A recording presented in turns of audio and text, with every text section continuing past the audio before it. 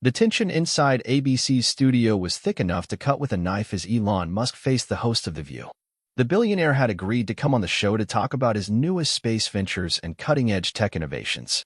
What started as a routine interview quickly took an unexpected twist when Diane Kessler, with a casual flick of her hand, steered the conversation toward Musk's recent comments about spirituality. So, Elon, Kessler began with a sly grin, leaning forward in her chair. You've been posting about faith in God lately. Isn't that a little ironic coming from a science guy who launches rockets into space? Are you just hedging your bets now? The audience tittered awkwardly, and cameras caught Musk's brief flash of surprise.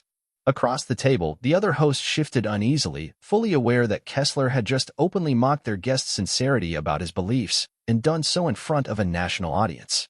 No one could have predicted what happened next. Within minutes, Musk's answer to Kessler's jab would have the entire studio, including Kessler herself, wiping away tears. But these weren't tears of anger or sadness. They were something much deeper. Before we dive into this incredible moment, don't forget to like and subscribe so you won't miss more powerful stories that shift perspectives and challenge the status quo. At 81, Diane Kessler had long earned a reputation for being bold and unapologetic. The comedian and longtime co-host of The View was famous for her razor-sharp wit and progressive views, having spent more than 2 decades on the panel, with only a brief break. Kessler had solidified her role as the show's chief provocateur, never hesitating to challenge anyone, no matter how high-profile they were. Her skepticism toward public displays of faith, especially from celebrities, was well known. Sitting opposite her was Elon Musk, 52 years old, a tech titan who had reshaped industries from electric cars to space travel to brain-computer interfaces. Born in South Africa and now the richest man alive, Musk had recently begun sharing more reflections about God, philosophy, and existence through his social media channels. This new, more introspective side of Musk had sparked plenty of commentary, with some critics suggesting he was trying to win over conservative audiences, especially after buying Twitter and transforming it into X. Meanwhile, the other hosts, Naomi Fields, Claire Dawson, Maya Brooks, and Brooke Morgan, watched the unfolding moment with wary eyes. For Kessler, this was a chance to call out what she saw as possible hypocrisy from a global power player. For Musk, it was a test, a public, potentially hostile questioning of his personal beliefs. In the studio, the audience, a lively mix of The View loyalists and tourists hoping to catch a viral TV moment, leaned in closer to the action. And across America, millions of viewers and anxious ABC executives held their breath as the live showdown between 2 strong-willed personalities, both unafraid to speak their minds, played out in real time. What made the moment even more tense was the backdrop of Musk's recent controversial statements on social and political issues. Critics accused him of trying to appeal to different audiences, while his supporters praised him for openly sharing his evolving views. This context made Kessler's questioning about his faith all the sharper. She wasn't just asking about his beliefs, she was suggesting they might not be sincere. In the control room, producers exchanged uneasy looks. They knew Kessler's direct line of questioning could either make for unforgettable TV or turn into a PR nightmare. Moments like this had the potential to go viral and spike ratings, but they also carried a real risk of serious backlash if things went too far. Musk shifted slightly in his chair, taking a deep breath before answering. He was used to defending data and business strategies before skeptical crowds, but now he was being asked to explain something much more personal, his spiritual journey, in front of a national audience. Actually, Diane, I'd be happy to talk about that, Musk replied, his voice calm and steady despite the clear provocation. But first, I'm curious, why do you assume science and faith are incompatible? Kessler, caught off guard by his composed response, pressed harder. Come on, Elon. You build rockets. You talk about colonizing Mars. And now suddenly you're tweeting about God and purpose? It seems convenient, especially with your new right-wing fan base. The audience murmured uncomfortably. Naomi Fields shifted in her seat, sensing the conversation was moving into risky territory. I understand where your skepticism comes from, Musk nodded. A lot of people think that working in science automatically means rejecting anything spiritual. It's a false choice, but sadly, it's common in today's polarized world. But Kessler wasn't ready to back down. So when exactly did the guy who wants to put microchips into people's brains find religion? She asked bluntly. Was there a specific moment, or did your PR team tell you it would help with certain demographics? A few audience members gasped at her boldness. Maya Brooks tried to step in. Diane, maybe we should It's a fair question, Musk cut in gently, raising a hand to reassure Brooks. Diane's just asking what a lot of people are probably thinking. The tension in the studio kept building. Sensing she might have hit a sensitive spot, Kessler leaned in. You have to admit, Elon, it's a little strange to hear someone called the Techno King quoting scripture and talking about souls. Some people might call that a convenient shift. Musk nodded slowly, taking a moment before answering. The cameras caught a subtle change in his expression, a brief flash of vulnerability, so different from his usual confident image. You know, 5 years ago, I would have totally agreed with you, he said, his voice now tinged with emotion. I spent most of my life as a hardcore materialist. I thought physics explained everything, that consciousness was just the brain firing, and that when you die, it's just over. End of story. The room grew noticeably quieter.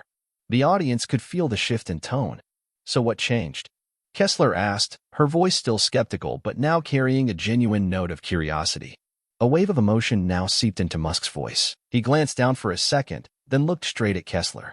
Life changed me, Diane. Failure changed me, he said quietly. Standing at the edge, about to lose everything more than once, changes how you see the world. Brooke Morgan leaned in, clearly intrigued by this rare glimpse into Musk's personal side. In 2008, Musk continued, both Tesla and SpaceX were teetering on the brink of bankruptcy. I had poured everything I made from PayPal into them. I was even borrowing money just to pay rent. Everyone said electric cars and private space companies were doomed to fail. Kessler shook her head, unconvinced. But back then, you were still talking about science and tech, not faith, she pushed back. Having business problems doesn't usually make people find God. The room was absolutely still now. The tension was thick enough to feel. You're right, Musk agreed. That alone didn't do it. But it was the start, the moment I began questioning some of my core assumptions. He paused, weighing how much he wanted to share. There have been darker moments since then, he added, his voice dropping slightly. Like what? Kessler pressed, sensing they were getting closer to something important. Musk inhaled deeply. 3 years ago, I went through what some people might call an existential crisis. I won't get into the specifics, they aren't really the point here, but I found myself questioning everything. The point of building these companies, the role of technology, even the meaning of human existence. The camera shifted, capturing the host's reactions, Naomi raising her eyebrows, Claire Dawson looking worried, Maya Brooks nodding thoughtfully. When you hit a level of external success that most people only dream about, Musk continued, and still feel a deep emptiness inside, it forces you to dig deeper. I started reading philosophy, religious texts, talking to people from all kinds of faith backgrounds. Not for publicity, not for followers, but because I was genuinely searching. Kessler, still skeptical but now clearly drawn in, softened her tone slightly. So you're saying you had a conversion? One day the scientist just turned into a believer. Musk gave a small, almost amused smile. No, nothing that's sudden or simple, he said. It's been a gradual journey, questioning, discovering, learning. And I want to be clear about this, Diane. I never abandoned science. That's a big misunderstanding. The tension in the studio was crackling now. Kessler, sensing Musk was on the verge of saying something profound, leaned closer. Go on, she urged. Musk sat up straighter, his voice growing steadier. The more I've studied the universe, from quantum mechanics to consciousness to the insanely precise conditions that make life possible, the more I've come to a realization. It's something many great scientists throughout history also saw, that there's an elegant intelligence behind reality, something that mathematics and physics alone can't fully explain. Kessler shook her head dismissively. Sounds like you're just making a God of the gaps argument, plugging God in where science hasn't figured things out yet. Actually, it's the opposite, Musk countered calmly. It's not what we don't know. It's what we do know, the astonishing complexity, the fine-tuning, the beauty of the laws of physics, that points to something greater than pure randomness. In the control room, the producers exchanged tense glances. This wasn't the fiery back and forth they'd expected. It was a deep, philosophical conversation. But the audience was riveted. And what happened next would completely transform the energy in the studio. Musk spoke again, his voice softening as he turned directly to Kessler. May I share something personal with you? Something I've never talked about publicly. The studio fell utterly silent. Even the camera crew seemed to freeze, holding their breath. Go ahead, Kessler said, her usual sarcastic tone nowhere to be found. When my first son, Nevada, died of SIDS at just 10 weeks old, I shut down emotionally. Musk began, his voice steady but clearly vulnerable. I couldn't talk about it. I buried myself in work. I treated grief like an engineering problem, something I could power through with enough focus and distraction. The mention of his child's death instantly shifted the atmosphere. Kessler's expression softened visibly. For years, I leaned entirely on rationality to cope, Musk continued. I convinced myself that Nevada's death was simply a biological accident, heartbreaking, but ultimately meaningless in a cosmic sense. That mindset kept me functioning, but it left no space for dealing with the deeper questions his death raised. He paused for a moment, gathering himself. 20 years went by like that, he said. Then, during a particularly hard time a few years ago, I hit a breaking point. One night, alone in my house, I experienced something I can't fully explain through science. The panel of hosts was completely drawn in now. Every trace of the earlier confrontational mood had vanished. I felt my son's presence, Musk said simply. Not in some abstract, comforting way. It was real, unmistakable, and transformative. It only lasted a few moments, but it shattered everything I believed about reality. It forced me to reconsider whether consciousness, whether love, might actually transcend physical death. A tear welled up in Claire Dawson's eye as Musk went on. I'm still a scientist. I still trust the scientific method. SpaceX, Tesla, Neuralink, all of them run on hard data and physics. But I've come to believe that science explains how the universe works, not why it exists, or what gives human life meaning. He looked directly at Kessler, whose earlier mockery had completely faded. So no, Diane, my recent comments about faith aren't some PR move. They're the result of a long, painful, and ongoing attempt to reconcile what I know scientifically with experiences that suggest there's more to existence than our current models can explain. The camera caught a tear sliding down Naomi Fields' cheek. Several audience members could be seen wiping their eyes. I'm not claiming to have all the answers, Musk continued. I'm not pushing any particular religious doctrine. I'm simply acknowledging, like many scientists before me, from Hawking to Feynman, that the universe's order and intelligibility seem to point to something beyond itself. Visibly moved, Kessler reached out and placed a hand gently on Musk's arm, a gesture of connection that would have seemed unimaginable just minutes earlier. I had no idea about your son, she said softly. I'm truly sorry. Musk nodded in appreciation. Most people don't. It's not something I usually talk about, but I thought if I'm going to answer your question honestly, about why someone like me, known for technology and science, would speak about faith, then I needed to share that part too. Then, with a graceful shift, Musk turned the spotlight away from himself. Actually, Diane, he said, I'd be curious to hear about your own spiritual journey. You've lived a remarkable life, full of highs and challenges. Has your perspective on these questions changed over time? Instead of staying defensive, Musk's unexpected curiosity toward Kessler created a powerful, human moment on live television. The entire energy of the interview had shifted from confrontation to genuine connection. Caught off guard by both Musk's openness and his sincere interest in her story, Kessler hesitated before answering. Well, she began slowly, the hesitation clear in her voice.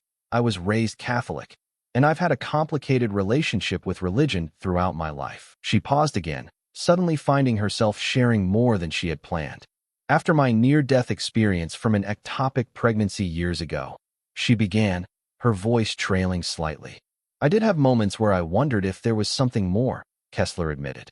The audience watched in awe as the once tense exchange between Kessler and Musk evolved into a heartfelt conversation about doubt, questioning, and the human search for meaning. Two people from vastly different worlds discovering unexpected common ground. As the segment neared its close, Maya Brooks, wiping away a tear, voiced what many were feeling. I think we just witnessed something extraordinary today, she said. A conversation that started with mockery and ended in understanding. We need more moments like this. The audience broke into spontaneous applause, the emotional energy flooding the studio. What had begun as a setup for conflict had become something far more profound, a moment of real, human connection. As the show cut to commercial, the emotional impact lingered. Even crew members, typically detached from the day's content, were visibly moved.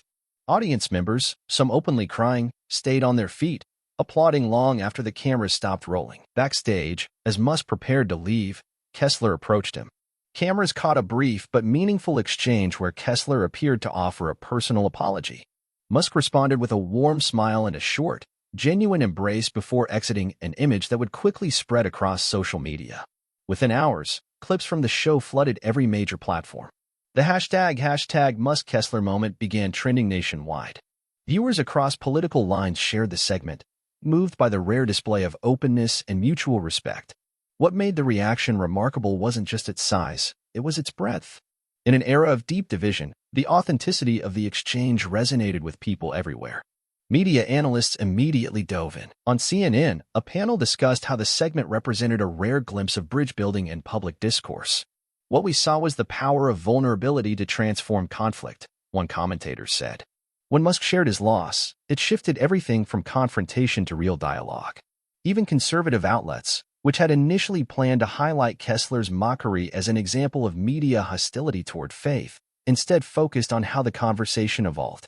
This shows what's possible when we approach each other as humans first, not political enemies, a Fox News host noted. Progressive publications, often critical of Musk's actions or politics, acknowledge the sincerity of the moment.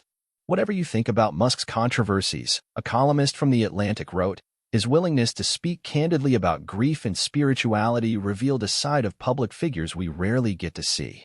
Religious leaders across faiths, evangelical pastors, Jewish rabbis, Muslim imams, issued a joint statement, praising the exchange for its honesty about the messy, complex relationship between faith and doubt.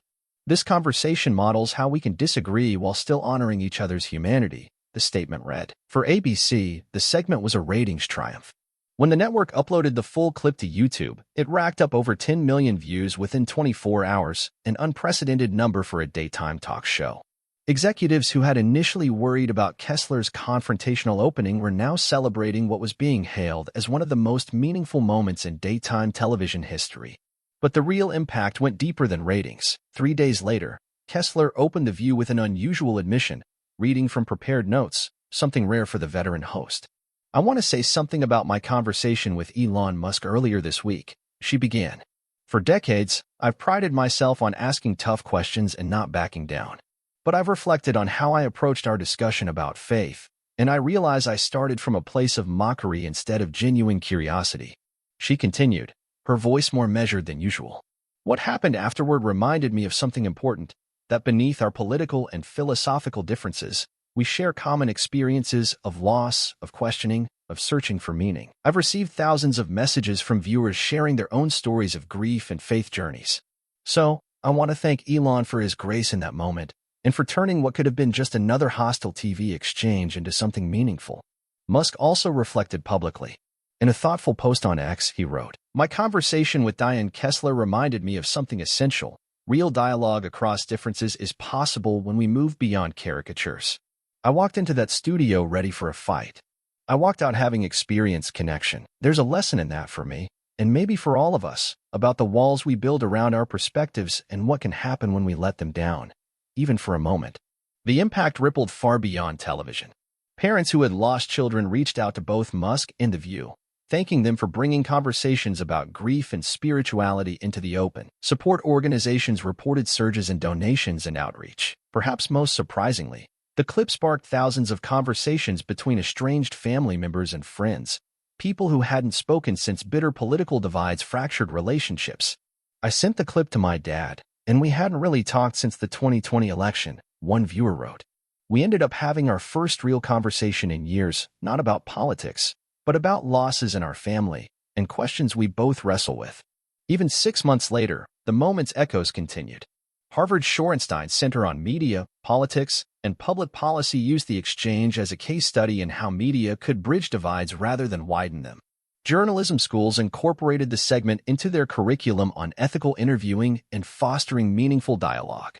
For all its unpredictability, the exchange between Diane Kessler and Elon Musk demonstrated something powerful, that underneath our political labels and public personas lies a shared humanity, and when we tap into that, even adversarial encounters can become moments of profound connection. As one cultural commentator put it, in a media landscape built to amplify conflict, the tears shed that day felt revolutionary, a reminder that our shared questions about meaning and purpose run deeper than any political line drawn between us. Years later, both Kessler and Musk would look back at that day as a pivotal moment in their public lives, not because it changed their core beliefs, but because it reminded them and millions of viewers of the life-changing power of authentic human connection across divides. If you found this story moving, don't forget to like and subscribe for more moments that reveal the best of our shared humanity.